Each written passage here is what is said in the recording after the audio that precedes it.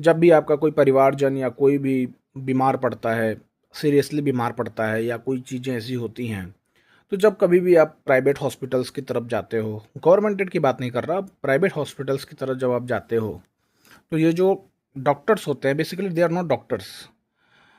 वो आपको as a like client treat करते हैं, आपको मरीज ट्रीट ही नहीं करते। उनको आपका फाइनेंशियल बैकग्राउंड अगर पता चल जाता है कि अगर आप फाइनेंशियली बहुत स्ट्रांग हो, तो ऐसी बीमारी खोज के लाते जो होती नहीं है। और वो बीमारी का इलाज वो तब तक करते हैं जब तक आपका जो बैलेंस है वो नील ना हो जाए।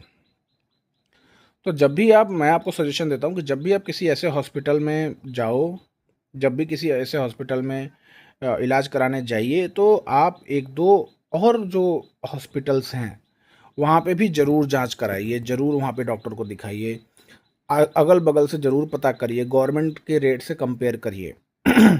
मैं ऐसा इसलिए कह रहा हूँ क्योंकि प्राइवेट हॉस्पिटल्स में एडमिट करके इंजेक्शन लगाना, बॉटल चढ़ रहा है, इंजेक्शन लग रहा है, नर्स की फीस लग रही है, ऐसा हो रहा है, वैसा हो रहा है, और होता कुछ नहीं है।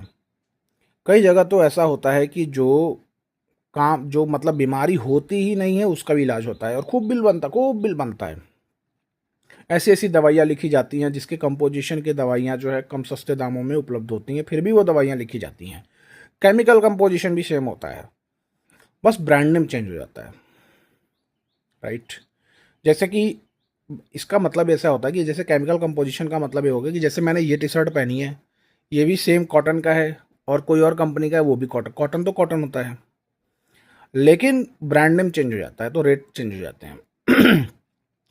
तो हॉस्पिटल्स का जो स्कैम है वो बहुत ही उच्च लेवल का है और अनफॉर्चुनेटली भारत में कोई ऐसा रेगुलेटर है नहीं।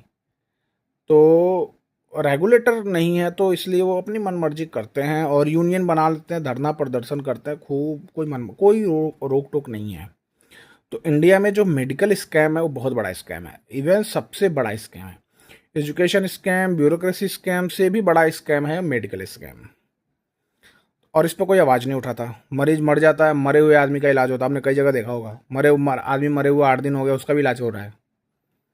अगर राष्ट्रीय मानवाधिकार आयोग इस पे स्ट्रिक्ट रहता, दो चार लोगों के ऊपर सील लगाता, एफआईआर करके अंदर करता, तो ये दिन नहीं देखना पड़ता। या हमारी जुडिशरी मजबूत होती, एक्शन लेती, तो ये दिन नहीं देखना पड़ता। तो ये सब हमारी सरकारी जो संस्थाएं हैं वो एकदम निकम्मी हो चुकी हैं। अभी क्या बोलेंगे इसके बारे में।